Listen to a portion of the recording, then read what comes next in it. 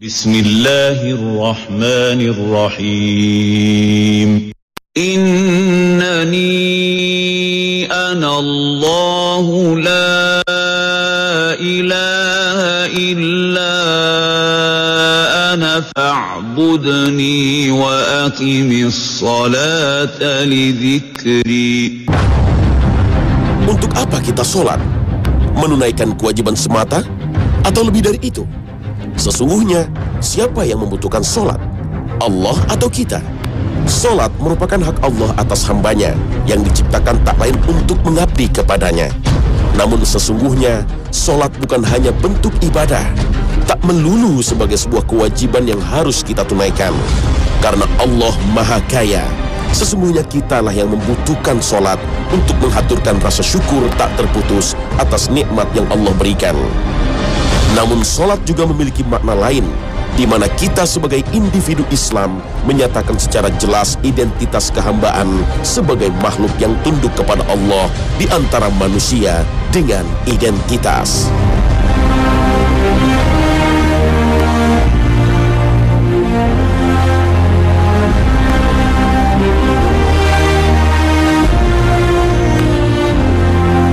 Assalamualaikum warahmatullahi wabarakatuh.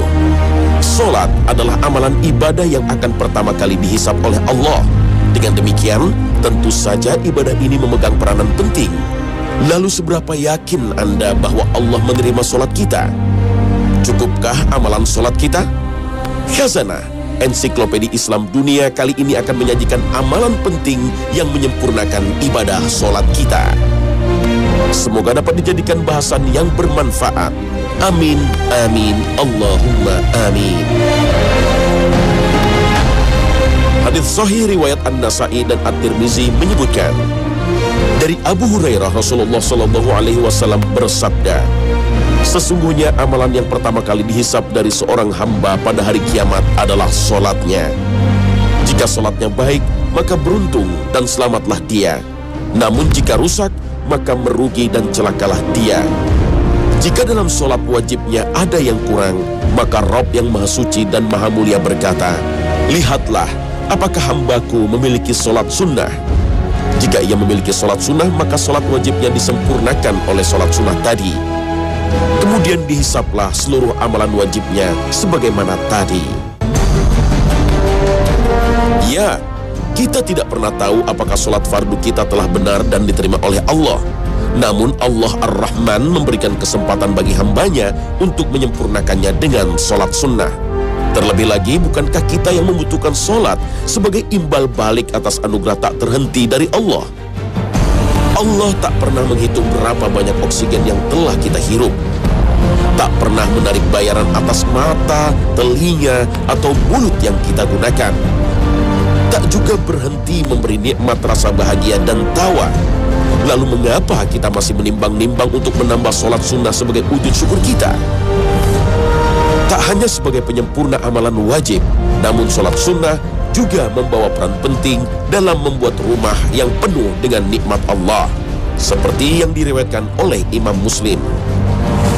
Jika salah seorang di antara kalian telah menunaikan sholat di masjidnya, maka hendaklah ia memberi jatah sholat bagi rumahnya, karena sesungguhnya Allah menjadikan cahaya dalam rumahnya melalui sholatnya.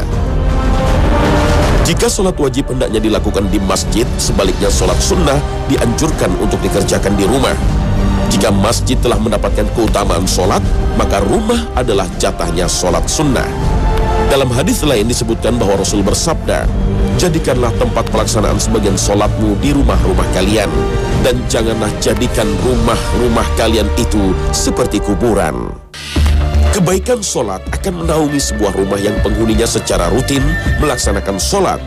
Rumahnya akan damai bercahaya, penuh dengan ridho Allah. Imam An-Nawawi menambahkan bahwa rumah akan terpenuhi dengan berkah dan rahmat Allah. Malaikat tidak segan untuk turun, sedang setan akan menjauh. Subhanallah. Ada dua macam sholat sunnah, muqayyad dan mutlak. Sholat sunnah muqayyad adalah sholat sunnah yang dianjurkan dilakukan pada waktu tertentu atau pada keadaan tertentu, seperti sholat tahiyatul masjid atau sholat sunnah rawatib. Sholat sunnah yang tidak terikat waktu, sebab tertentu, ataupun jumlah rakaat tertentu disebut sholat sunnah mutlak. Sholat ini bisa dilakukan kapan saja dan di mana saja, asal tidak dilakukan di waktu atau tempat yang dilarang untuk sholat. Sholat sunnah muqayyad lebih utama tingkatannya daripada sholat sunnah mutlak. Tak perlu ragu bahwa sholat sunnah memiliki keutamaan tersendiri. Dari sekian banyak sholat sunnah, ada beberapa yang memiliki keutamaan lebih dari yang lainnya. Kenali lebih jauh dan genggam manfaatnya.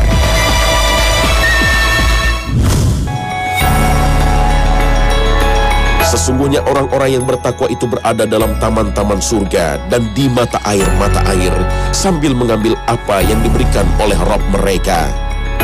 Sesungguhnya mereka sebelum itu di dunia adalah orang-orang yang berbuat kebaikan, yakni mereka sedikit sekali tidur di waktu malam, dan di akhir-akhir malam mereka memohon ampun kepada Allah. Al-Quran, Surah Az-Zariyat ayat 15 hingga 18. Banyak yang mengenal sholat witir sebagai sholat sunnah yang dilakukan dalam bulan puasa Ramadan. Namun sesungguhnya sholat witir adalah sholat sunnah yang bisa dilakukan setiap hari tanpa menunggu Ramadan tiba. Walaupun derajatnya sholat sunnah, namun sholat witir sangat ditekankan untuk dilakukan, atau sunnah mu'akkad. Rasul sendiri tidak pernah meninggalkan sholat sunnah ini walaupun sedang dalam perjalanan, berada di atas unta sekalipun. Sebagai sholat sunnah, witir melebihi keutamaan sholat sunnah lainnya. Sholat ini adalah penutup keseluruhan rangkaian sholat dalam sehari. Witir berarti ganjil, seperti sabda Rasul, sesungguhnya Allah itu witir dan menyukai yang witir, ganjil. Syekh Abdul Aziz bin Baz menjelaskan hadis ini sebagai keutamaan sholat witir dibanding sholat sunnah lainnya. Karena Allah itu witir atau esa dan mencintai orang-orang yang melakukan sholat witir, maka Allah mencintai pula segala apa yang menyelarasi sifat-sifatnya. Bahkan Ibnu Taimiyah menegaskan bahwa siapa yang tak pernah melakukan sholat witir dan selalu meninggalkannya, jika ia ditunjuk sebagai saksi dalam satu perkara, maka kesaksiannya tertolak. Ya, sholat witir adalah salah satu sholat malam paling utama dan paling dicintai. Jumlah rokaat sholat witir selalu ganjil, dari 1 rokaat hingga 11 rokaat.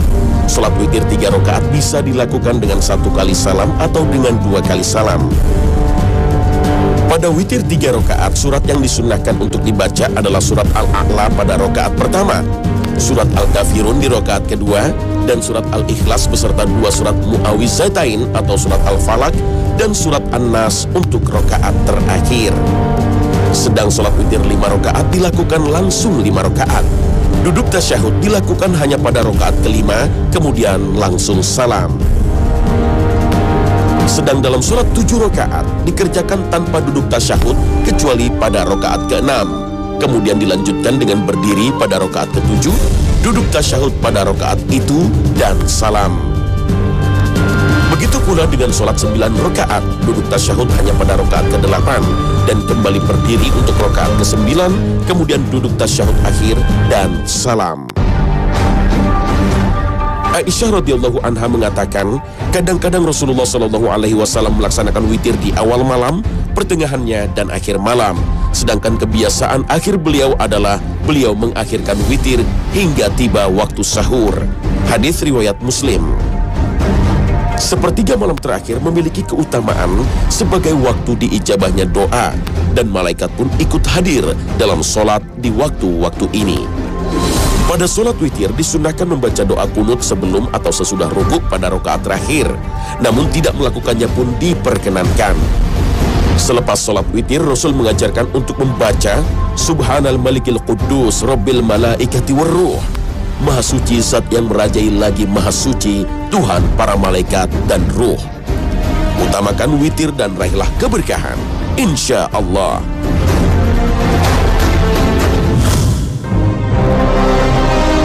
Dan pada sebahagian malam hari, bersolat tahajudlah kamu sebagai suatu ibadah tambahan bagimu. Mudah-mudahan Tuhanmu mengangkat kamu ke tempat yang terpuji. Al-Quran, Surah Al-Isra, ayat 79. Selain sholat witir, salah satu rangkaian Qiyamul Lail yang terutama adalah sholat tahajud. Berbeda dengan witir, sholat tahajud dilakukan dengan jumlah rakaat genap. Menurut Imam Nawawi, tahajud berarti sholat pada waktu malam. Hajada ar-rajulu artinya laki-laki itu tidur. Sedang tahajjada artinya dia keluar dari hujud, tidur menuju sholat. Berdasar arti ini, maka ulama mazhab Maliki dan Syafi'i menganjurkan melaksanakan sholat tahajud setelah tidur. Namun ulama lainnya juga memasukkan sholat sebelum tidur yang dilakukan setelah sholat isya dan sebelum sholat subuh adalah sholat tahajud. Tak perlu dibantah lagi keutamaan sholat tahajud. Berbagai hadis telah menunjukkan kelebihannya. Begitu pula ayat suci Al-Quran bertaburan mengingatkan akan nikmatnya sholat tahajud. Rasul bersabda bahwa seseorang yang sholat di malam hari, ia telah terlepas dari 3 ikatan setan. Pada pagi harinya ia akan merasa segar dan berjiwa bersih. Kelalaian melaksanakan sholat tahajud berbuah pada kotornya jiwa dan terasuki oleh sifat malas beramal soleh. Na'udzubillah min zalik. Dalam hadis lain juga disebutkan balasan kebaikan yang dijanjikan bagi yang mengamalkan sholat tahajud. Hendaklah kalian melakukan sholat malam, karena ia adalah kebiasaan orang-orang soleh sebelum kalian. Ia sebagai amal takarrub bagi kalian kepada Allah, menjauhkan dosa dan penghapus kesalahan. Hadis riwayat At-Tirmizi. Ketegasan pentingnya sholat malam juga disebut dalam firman Allah surat Al-Insan ayat 26. Dan pada sebagian dari malam, maka sujudlah kepadanya dan bertasbihlah kepadanya pada bagian yang panjang di malam hari. Dalam tafsir Ibnu Katsir dijelaskan pula bahwa sejak malam datang sampai fajar menjelang, Allah akan mengampuni siapa yang meminta ampun kepadanya, memberi apa yang dipinta, dan mengabulkan setiap doa yang dipanjatkan dengan tulus dan ikhlas. Begitu pentingnya sholat tahajud, sampai Rasul mewasiatkannya pertama kali saat memasuki Madinah, agar umatnya menegakkan sholat di malam hari agar selamat masuk surga. Dan masih banyak lagi hadis yang mengungkapkan kelebihan dan kebaikan yang menunggu bagi umat yang melakukan sholat tahajud. Kemudian bagaimana sholat tahajud yang diajarkan oleh Rasul? Niat akan menunaikan sholat tahajud bisa dilakukan sejak sebelum tidur. Dan sejak itulah telah terhitung pahala akan sholatnya, dan tidurnya pun akan menjadi sedekah. Bahkan jika ia terlewat dari bangun untuk sholat tahajud, ketika terbangun disunnahkan untuk mengusap muka, berzikir dan bersiwak, kemudian membaca 10 ayat terakhir surah Ali Imran. Rasul memulai sholat tahajud dengan 2 rakaat yang pendek. Kemudian di sholat berikutnya beliau memperpanjang berdiri, ruku dan sujudnya. Jumlah rakaat sholat tahajud tidak terbatas, seringkali dilakukan dalam 2 rakaat. Bahkan Rasul sholat tahajud hingga kakinya pecah-pecah. Rasul tidak pernah menentukan bacaan dalam setiap rakaatnya. Terkadang beliau hanya membaca Ya Ayyuhal Muzammil dan sejumlah 20 ayat. Di lain waktu beliau membaca 50 ayat. Beliau kemudian bersabda, siapa yang sholat dalam semalam dengan 100 ayat, maka tidaklah ia terhitung dalam orang-orang yang lalai. Dengan 200 ayat, maka sungguh ia terhitung dari orang-orang yang qanit atau khusyuk lagi ikhlas. Sholat tahajud dilakukan sesuai kemampuan. Para sahabat Rasul melakukan sholat tahajud dengan cara yang berbeda. Sayyidina Abu Bakar sholat tahajud dengan melirihkan suaranya karena beliau ingin memperdengarkan bahwa beliau bermunajat kepada Allah. Sedang Sayyidina Umar sholat dengan mengeraskan suaranya karena beliau ingin sekaligus membangunkan orang-orang yang tertidur dan mengusir setan dan mengajak untuk ikut sholat tahajud bersama beliau. Rasul tidak menyalahkan keduanya, bahkan beliau menganjurkan Abu Bakar untuk mengeraskan suaranya, sedang Umar untuk melirihkan suaranya. Dengan demikian, tujuan keduanya terpenuhi. Kesukaan akan sholat malam juga ditunjukkan oleh Sayyidina Ali bin Abi Thalib. Menurut Muawiyah bin Abi Sufyan, Sayyidina Ali tidak merasa gembira dengan dunia dan gemerlapnya. Beliau merasa gembira dengan malam dan kegelapannya. Ketika malam telah gelap dan bintang telah tenggelam, Muawiyah bersaksi bahwa ia melihat Sayyidina Ali berdiri miring di tempat sholatnya sambil meraba jenggotnya dan menangis seperti orang yang ditimpa kesedihan, seolah-olah mendengar beliau mengatakan, wahai Rabb, dengan penuh permohonan. Walaupun hanya sebagai sholat sunnah, namun sholat tahajud tidak sepatutnya hilang dalam amalan malam kita. Rasul bersabda bahwa orang yang tidur sepanjang malam dan tidak terbersit keinginan untuk sholat tahajud sebagai orang yang telah dikencingi setan di kedua telinganya. Semoga kita diberi kekuatan untuk terbangun dan terlepas dari rasa kantuk untuk berpasrah pada Allah Subhanahu wa Ta'ala. Amin ya Rabbal Alamin. كانوا قليلا من الليل ما يهجعون وبالأسحار هم يستغفرون.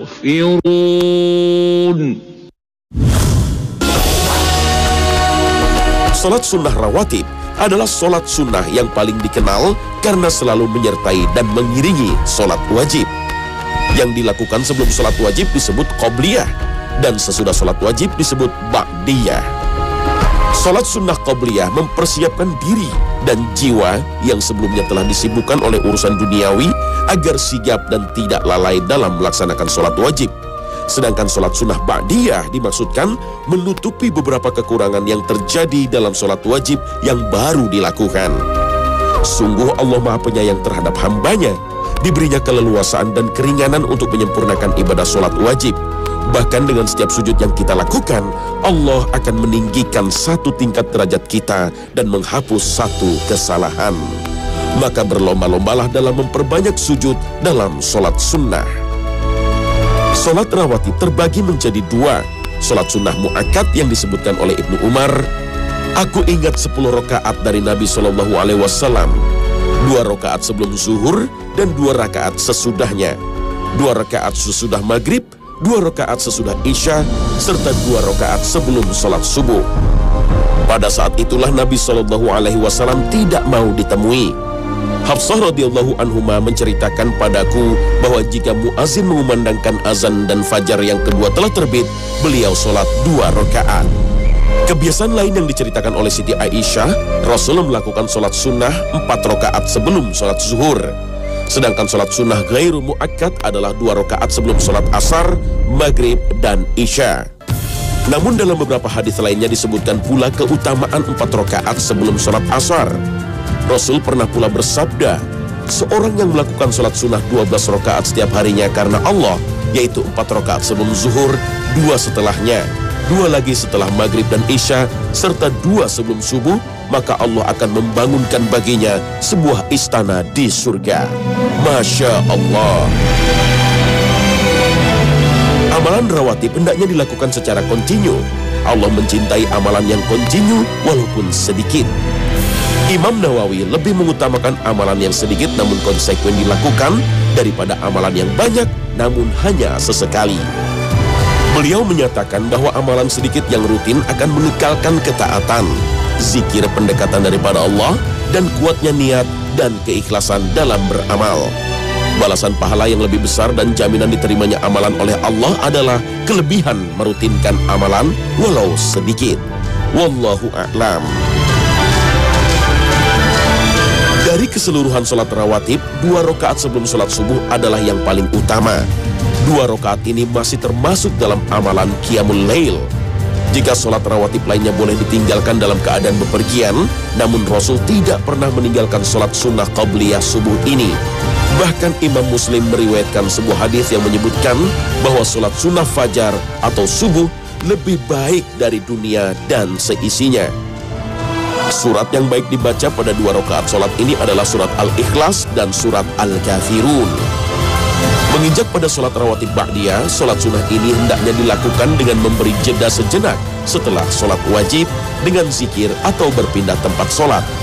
Umar bin Khattab menegur seseorang yang langsung berdiri untuk sholat sunnah setelah selesai sholat wajib. Beliau berkata, duduklah.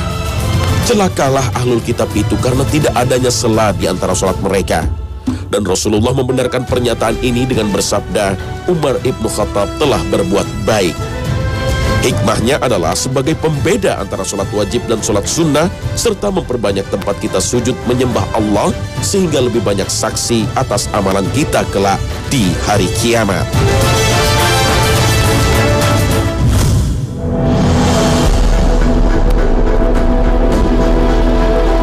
Duha berarti waktu terbitnya matahari atau naiknya matahari. Para ahli fiqih mengartikan sholat duha sebagai sholat sunnah yang dilakukan ketika matahari telah tinggi dan panasnya terasa, atau yang disabdakan Rasul sebagai waktu tatkala anak-anak unta merasakan kakinya kepanasan karena terbakar panasnya pasir. Batas waktu pelaksanaan sholat ini adalah sekitar 1/4 jam setelah terbit matahari sampai menjelang zawal atau tergelincirnya matahari sebelum waktu terlarang untuk sholat, dengan jumlah minimal 2 rakaat. Namun tidak ada batasan maksimal, seperti yang diriwayatkan oleh Imam Muslim bahwa Rasul melaksanakan sholat duha dengan 4 rakaat dan menambahnya sesuai kehendak Allah. Tidak ada bacaan surat khusus dalam tiap rakaat sholat duha, jadi surat apapun boleh dibaca setelah surat wajib Al-Fatihah. Apa yang menyebabkan sholat duha ini begitu penting? Rasul bersabda, setiap persendian manusia diwajibkan untuk bersedekah setiap harinya mulai matahari terbit. Memisahkan, menyelesaikan perkara antara 2 orang yang berselisih adalah sedekah. Menolong seseorang naik ke atas kendaraannya atau mengangkat barang-barangnya ke atas kendaraannya adalah sedekah. Berkata yang baik juga termasuk sedekah. Begitu pula setiap langkah berjalan untuk menunaikan sholat adalah sedekah, serta menyingkirkan suatu rintangan dari jalan adalah sedekah. Hadis riwayat Bukhari dan Muslim. Padahal dalam hadis lain disebutkan bahwa setiap manusia memiliki 360 persendian. Lalu siapakah yang mampu bersedekah sebanyak 360 kali dalam sehari? Maha Pemurah Allah yang memberi hambanya kemudahan dalam memenuhi kewajiban bersedekah dengan hanya menunaikan 2 rakaat sholat duha.